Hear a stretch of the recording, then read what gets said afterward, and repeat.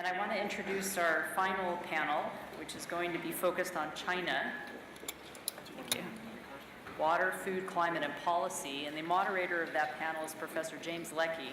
China's the largest emitter of carbon dioxide from fossil fuel combustion in terms of countries in the world, just in terms of the total mass of CO2 going in the atmosphere. And this fact that China's passed the U.S. as the top emitter gets cited and advertised a lot. And I think it hides two important components of this nexus. One is that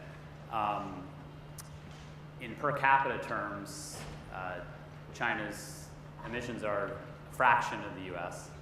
per person, and in terms of the well-being that's conferred by energy consumption, it's per capita consumption that really matters for an individual person, and there's a huge momentum from that gap in per capita consumption. Secondly, a lot of the carbon that's being emitted within China's borders is for consumption elsewhere. Carbon's not being consumed elsewhere, but the goods are being consumed elsewhere. And there's this really nice paper by Steve Davis and Ken Caldera, who are here at the Carnegie Institution, quantifying the emissions embodied in trade, and that's what's shown in the map with all the arrows. I guess I can point here, but so in the bottom left, I guess. And we see these really big black arrows going from China to other parts of the world, and this is quantifying the carbon that's embodied in trade. So carbon that's going up into the atmosphere within China, but is actually for consumption. The goods and services are for consumption elsewhere. So if we take both that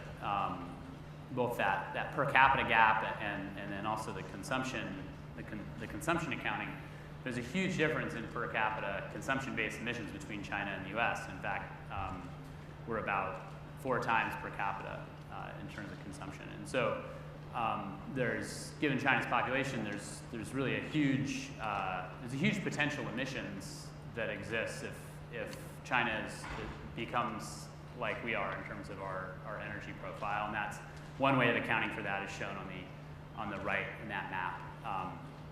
So for scale, the U.S. consumption-based emissions are about 6.5 gigatons of CO2 per year in the Davis and Caldera quantification.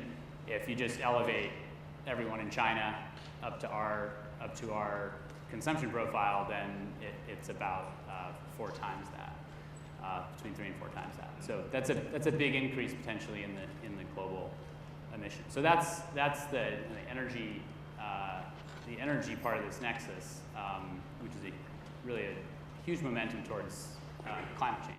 I don't know the answer to the question about what will make China's emissions trajectory change. I think there's, in thinking about this nexus, there's certainly a big component is energy consumption,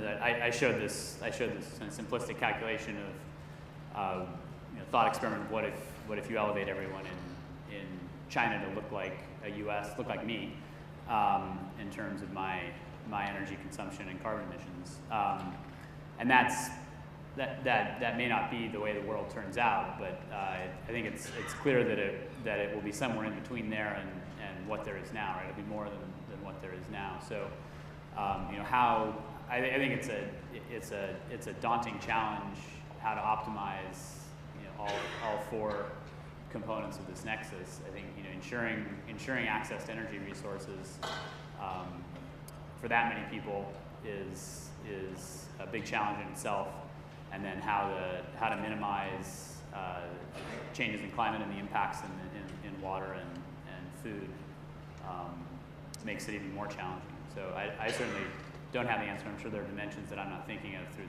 the climate lens.